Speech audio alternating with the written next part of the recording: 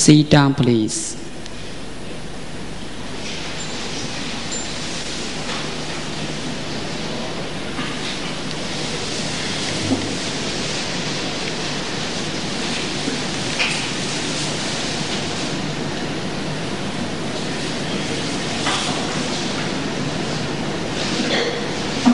Respected Dharma brothers, respected practitioners and guests, my name is Wuling, and I have the good fortune to be able to welcome you this evening to the Singapore Buddhist Lodge.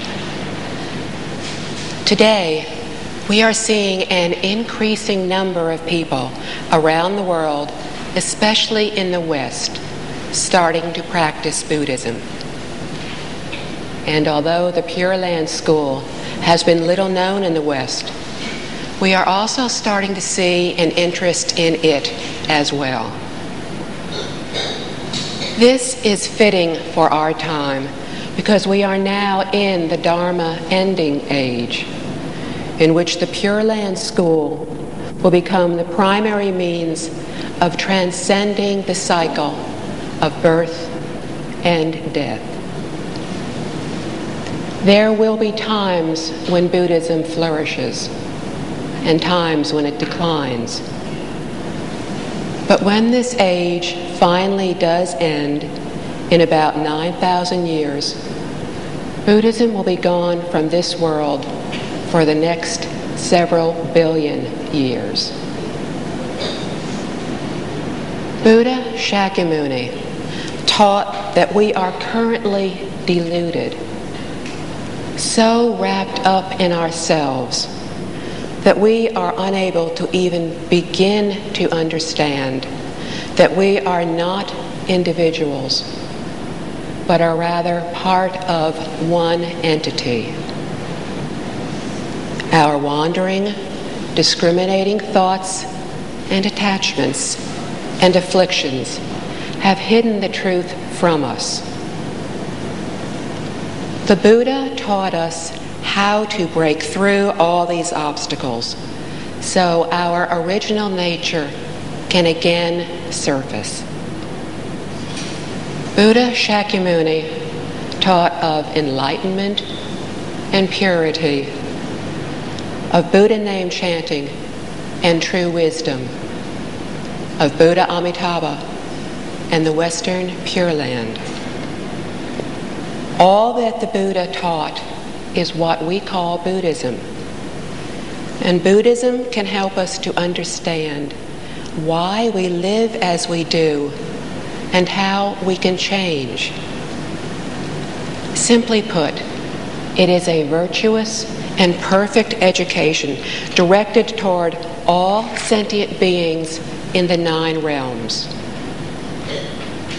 How can we tell that Buddhism is an education? First, as students, we call Buddha Shakyamuni our original teacher. The teacher-student relationship is only found in education.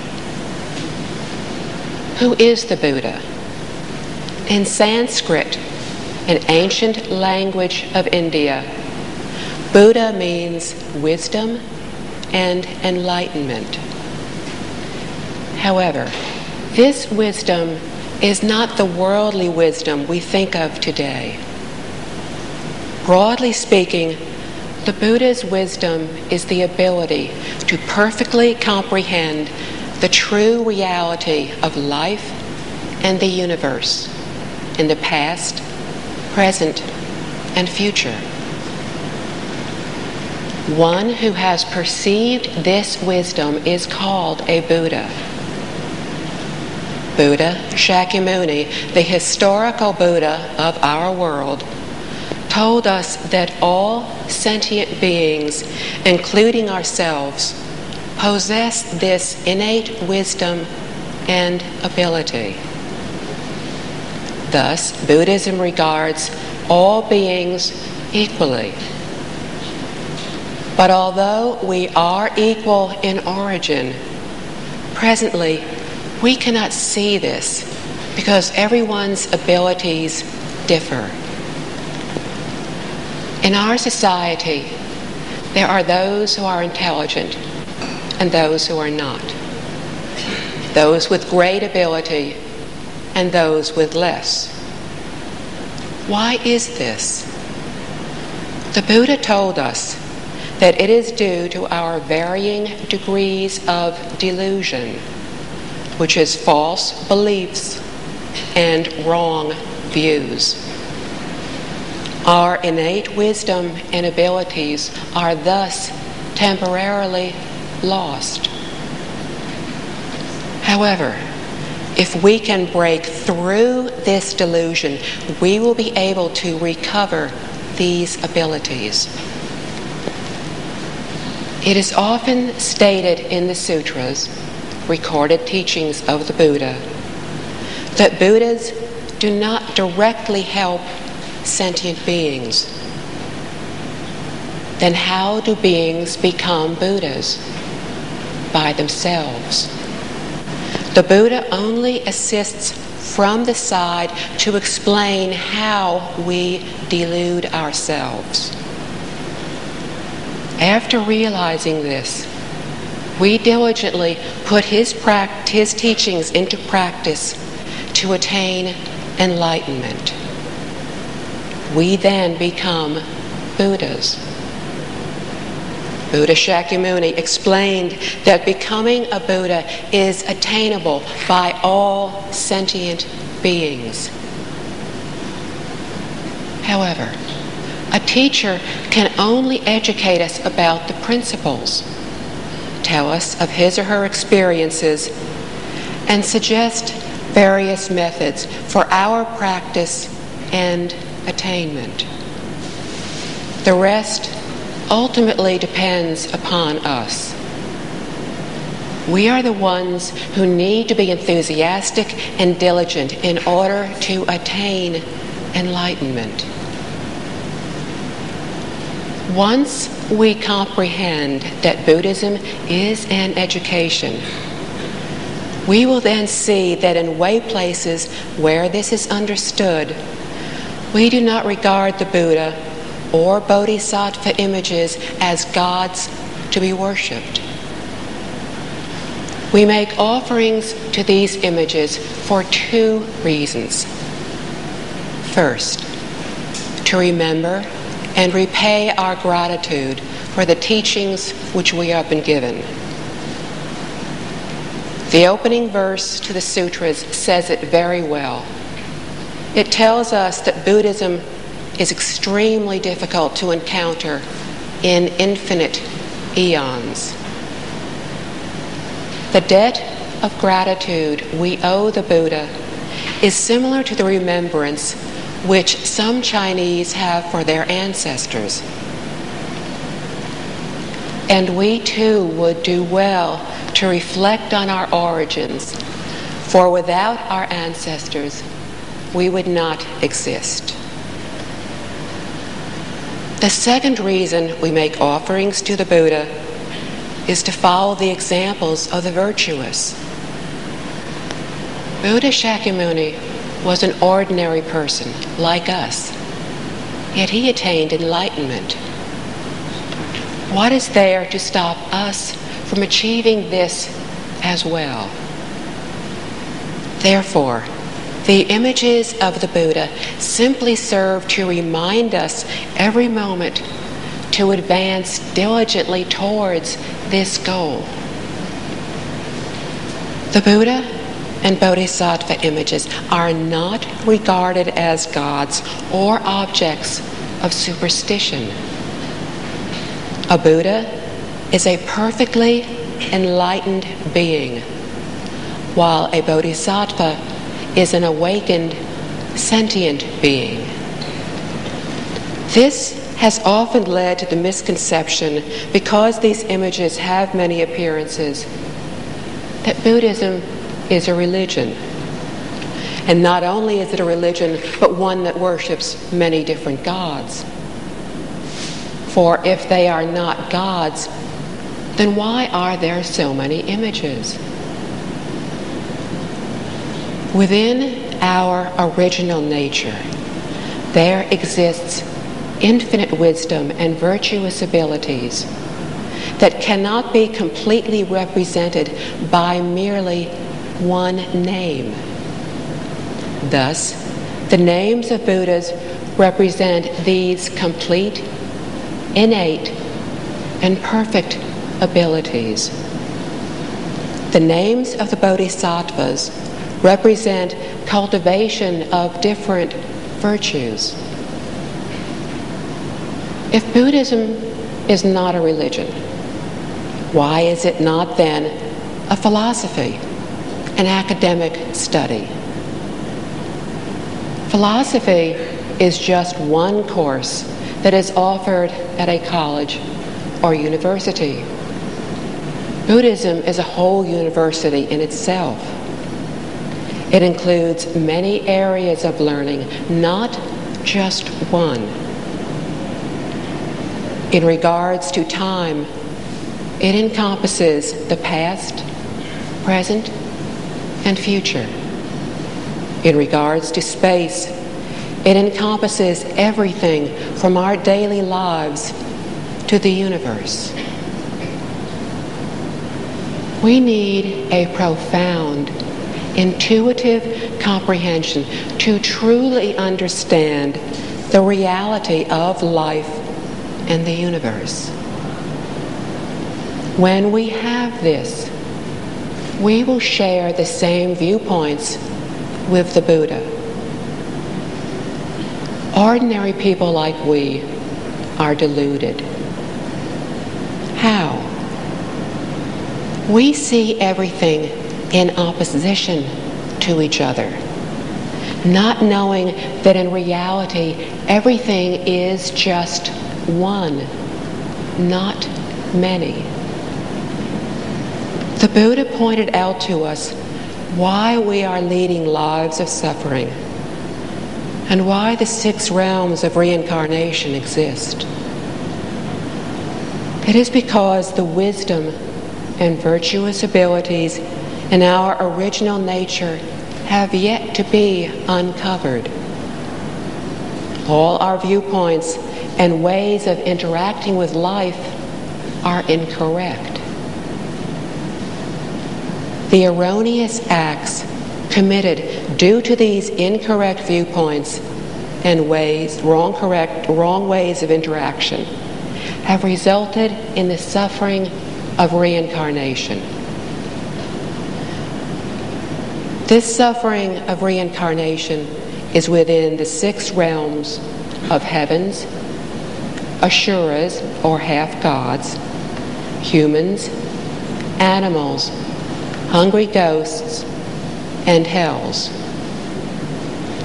The goal of the Buddha's teachings is to help us break through our misconceptions, to be awakened, to escape this suffering, thus to attain happiness. What do we seek in Buddhism? We seek the perfect, complete enlightenment. The Buddha teaches and hopes that all of us will attain the ultimate enlightenment. In other words, that we too will become a Buddha. Enlightenment is composed of 3 levels: Arhats, Bodhisattvas, and Buddhas. The first level is proper enlightenment. In our world, there are some very intelligent and wise people, such as scientists, philosophers, and religious leaders. They have reached higher realization than most people have. However, although they have reached a certain level of realization, the Buddha would not recognize their knowledge as the proper enlightenment because they have not severed their afflictions. Afflictions are conditions that cause pain, distress, and suffering. These individuals still dwell on the rights and wrongs of others, on greed, anger, ignorance, arrogance.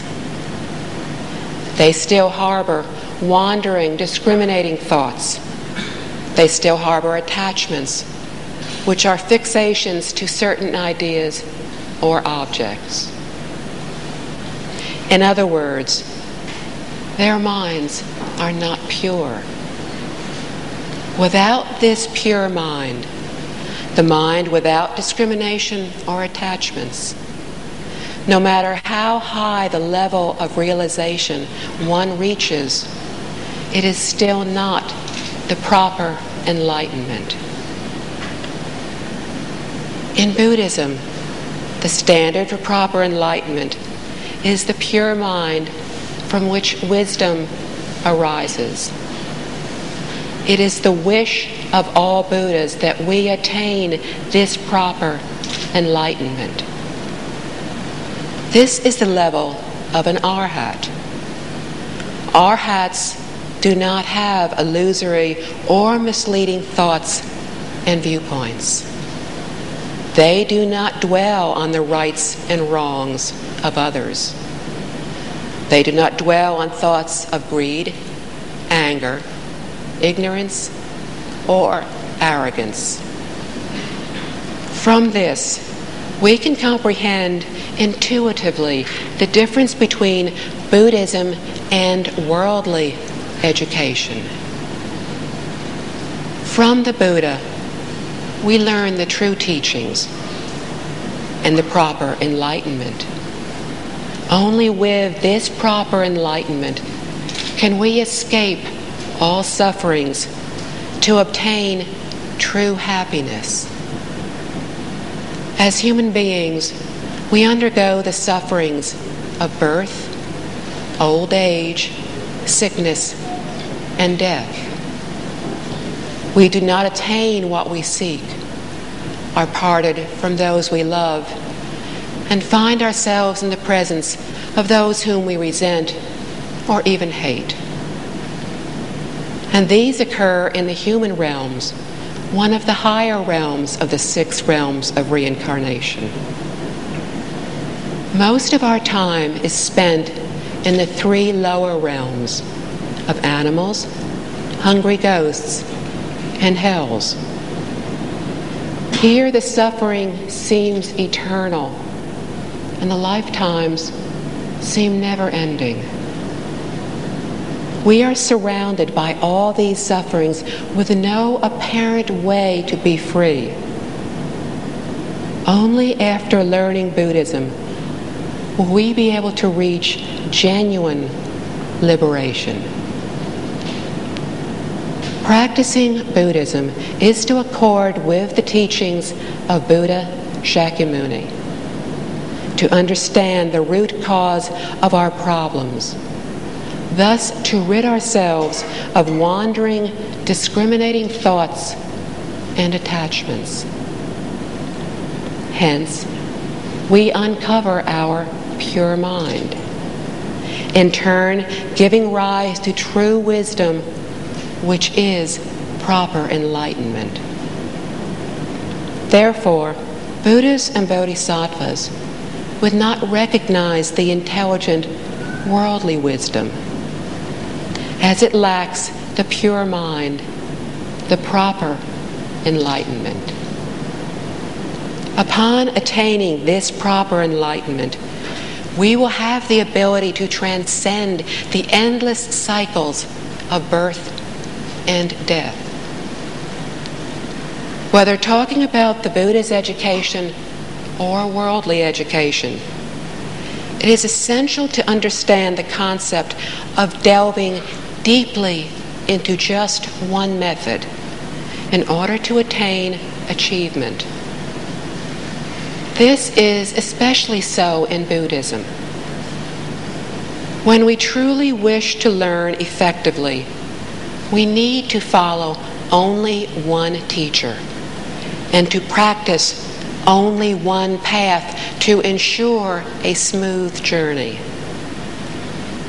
When following 2 teachers, with two different paths, we are bound to become confused as to which path to take. Even worse, following three teachers catches us at a T street. Following four teachers, and we're stuck at a cross street. Today, people like to learn a lot, but they often fail to attain a good result. The problem lies with being caught at those cross streets, confused as to which one to take. To succeed and attain achievement in practicing Buddhism, we need to follow just one teacher and concentrate on just one method. What is this achievement? Attaining purity of mind. Upon achieving some degree of purity of mind, we will have fewer afflictions, and thus an increase in true wisdom, thus enabling us to solve problems in this world and beyond. Therefore, true wisdom is essential in leading a happy and fulfilling life, and on a broader scale, in helping us to solve society's problems. The Buddha taught us to attain this wisdom by first breaking free of our own viewpoints. Without this wisdom, we could misinterpret the meanings within the sutras. If we are able to part from the selfish mind, then true benefits will definitely be received. With proper enlightenment, only when we have no ego, no self-attachment, will we be able to differentiate true from false, proper from deviated, beneficial from harmful. Without breaking through our own viewpoints, we will not have these abilities. One level above proper enlightenment is equal and proper enlightenment. Equal means equal to the Buddha, yet not yet having become a Buddha. This is the level of a bodhisattva. Equal and proper enlightenment requires us to break through 1 degree of ignorance to attain 1 degree of Dharma body, the original true body. At this point, the way we view the reality of life in the universe is very close to that of Buddha's.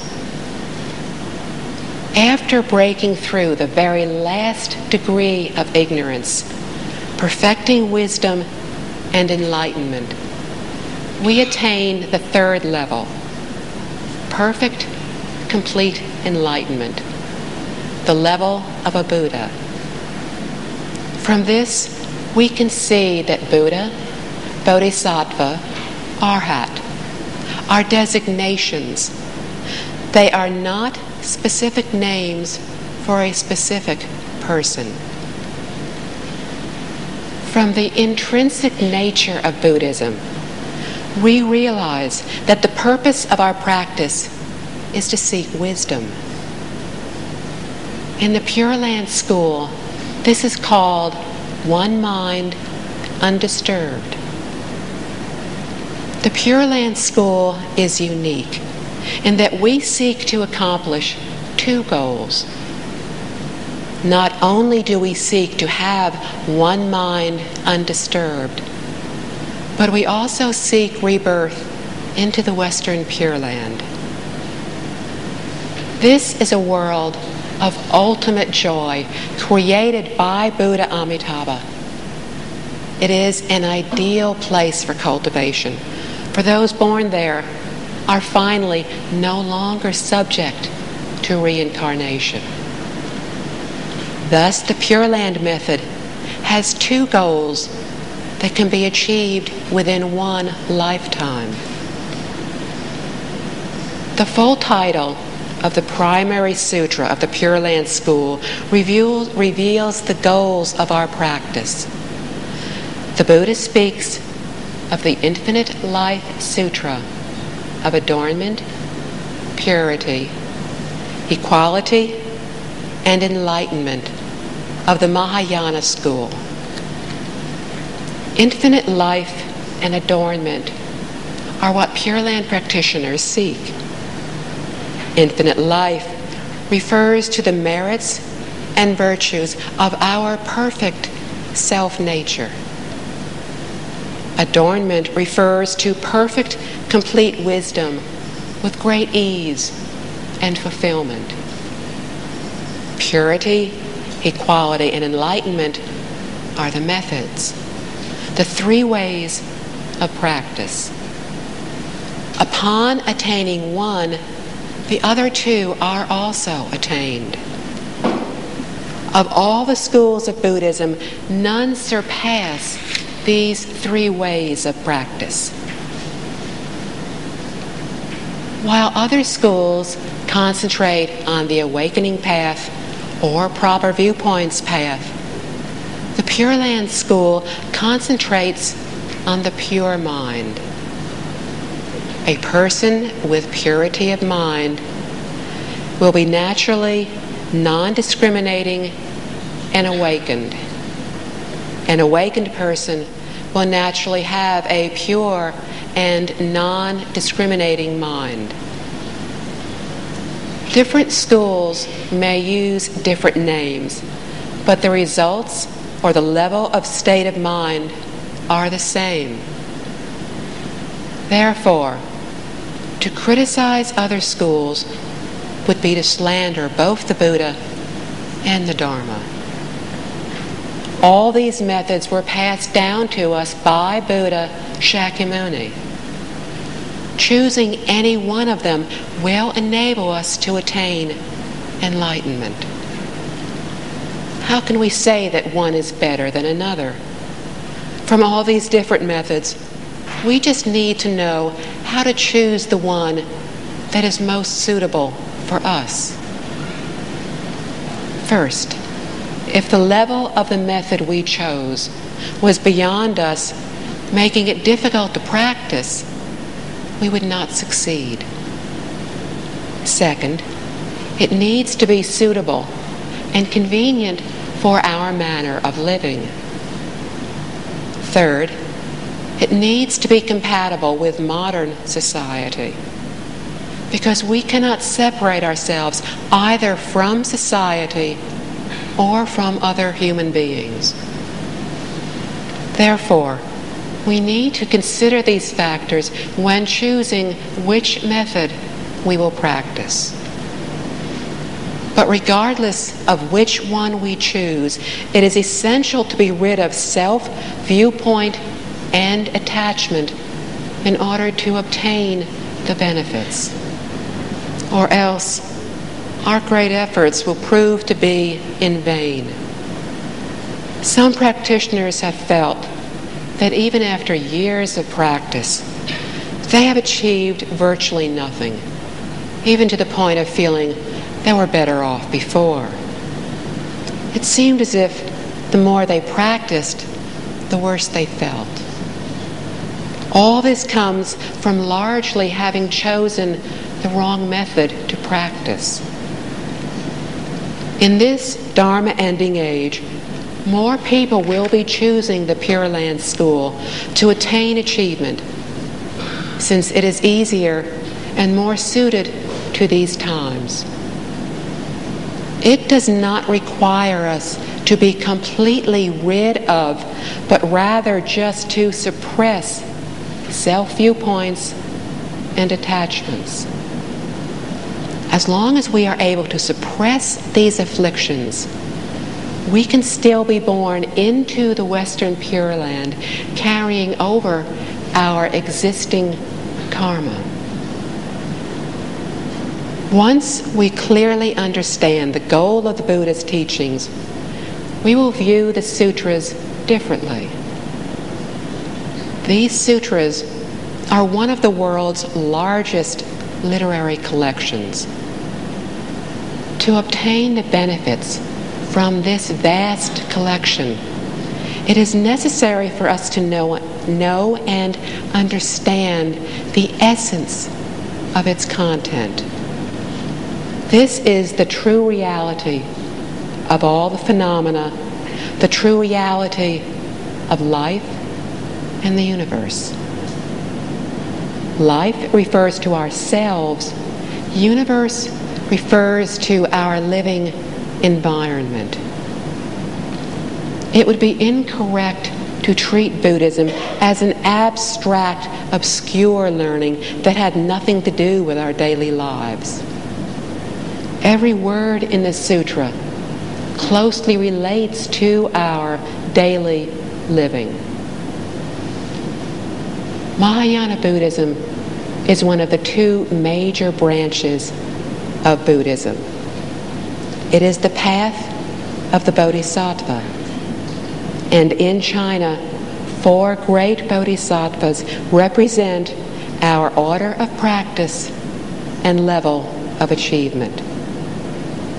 The first is Earth Treasure Bodhisattva. Whether we are thinking of worldly teachings or the Buddha's teachings, nothing can be accomplished without the earth, which represents our mind or a place of existence. The existence of humans cannot be separated from the earth, as we rely upon it for survival, whether for food, clothing, living or working. All rely on the production of the land. The Buddhist teachings guide us to first start the practice from our mind. The true nature within our mind encompasses the infinite wisdom and virtuous abilities that are no different from those of Buddhas and Bodhisattvas. However, today it seems as if we have lost our innate wisdom and virtuous abilities.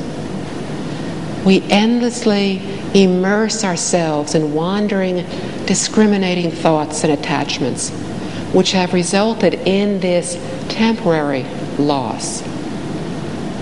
However, inside the true mind, no wandering thoughts exist. If a mind has wandering thoughts, then that mind is a false one.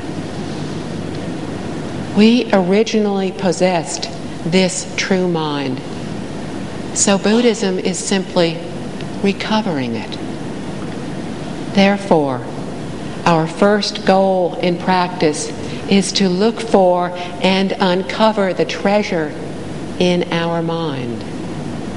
In other words, the Buddhist teachings do not seek from the outside, but rather they seek from within our self-nature. Earth Treasure Bodhisattva represents filial piety.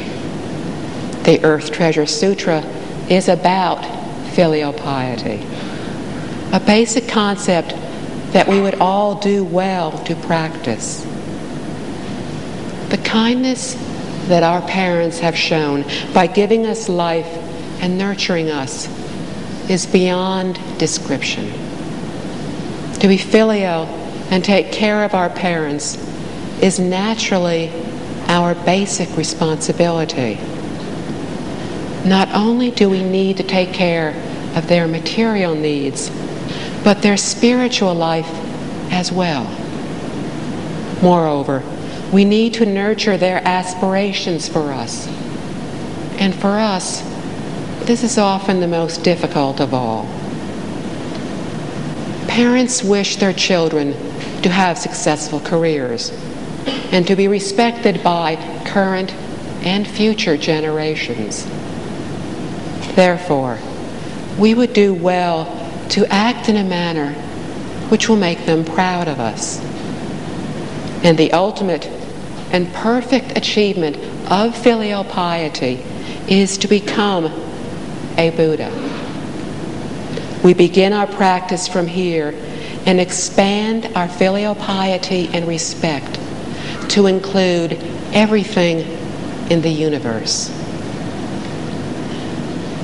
The second bodhisattva, Guan Yin, represents the cultivation of kindness and great compassion. What is the meaning of making offerings to Guan Yin Bodhisattva? It is to remind us that we would do well to treat all people with this same compassion, to use unconditional love and care to help all sentient beings. The third bodhisattva, Manjushri, represents wisdom and logic, reminding us that when we practice and interact with others, we need to fulfill our filial piety, to rely upon wisdom and logic, not on emotion. The fourth bodhisattva, the great Samantabhadra, universal worthy bodhisattva, represents carrying out the cultivation truthfully, applying filial piety, compassion, kindness, and logic in our daily lives. When we perfectly achieve the way of universal worthy bodhisattva, we become a Buddha. Buddhism teaches us to live in harmony with the true reality of life and the universe. In other words, we live perfect and wonderful lives similar to those of Buddhas and Bodhisattvas. This is the true, ultimate, and perfect Mahayana teaching. To practice Buddhism, we start by being filial towards our parents, teachers, and elders, having the great compassionate mind, nurturing our thinking and wisdom, and broadening our mind to care for all sentient beings. Although in sequence, they can also be practiced simultaneously, as each encompasses the other. Being filial includes kindness and compassion, wisdom and logic. Nurturing wisdom includes filial piety and kindness, compassion and logic. Once we have a general understanding of Buddhism, how do we apply it in our daily living? First, we need to know what each Buddha and Bodhisattva represent. If we do not, then Buddhism will be reduced to superstition, and we will not receive its true benefits. All Buddhist sutras contain these qualities, characteristics, and the ways of practice. Therefore, learning only one sutra will be enough. However, we need to know how to understand and apply the teachings effectively in our practice. When we enter the first hall of a way place, in the middle of the hall of heavenly guardians, we will see the statue of Maitreya Bodhisattva, surrounded by 4 heavenly guardians. Maitreya Bodhisattva, known in the West as the Happy Buddha, has a broad smile representing joyfulness. His great stomach represents tolerance and broad-mindedness, teaching us to interact with others and matters with joy, to be non-discriminating, to be tolerant. Next to him are 4 heavenly guardians, or Dharma protectors, who teach us how to protect ourselves. The Eastern Dharma protector symbolizes fulfilling our responsibility, teaching us that regardless of our position, we need to fulfill our duties. He is holding a lute in his hand. The strings of the instrument should not be too tight, or else they will break. But if they are too loose, the instrument will not play well.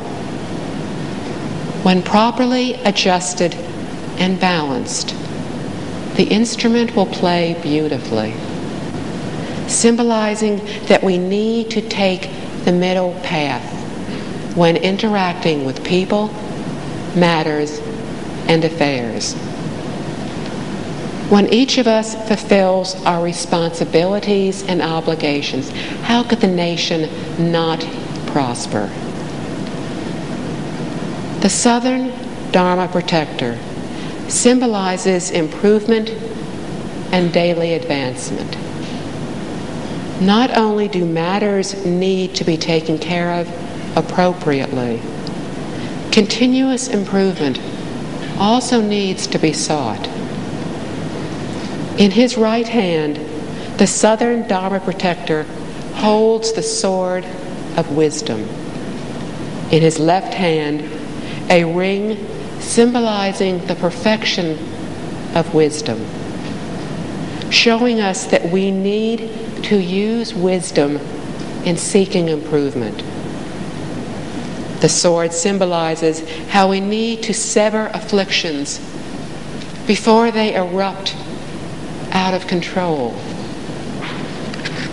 The third and fourth heavenly guardians are the Western and Northern Dharma protectors, respectively representing comprehensive vision and learning.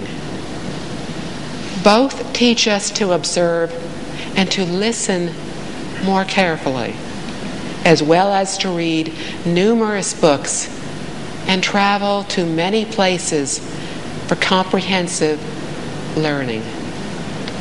They teach us to do well in our jobs, to adopt the good qualities, as well as to disregard the shortcomings of others. The Western Dharma protector symbolizes farsightedness and holds a dragon or snake. This dragon or snake symbolizes constant change.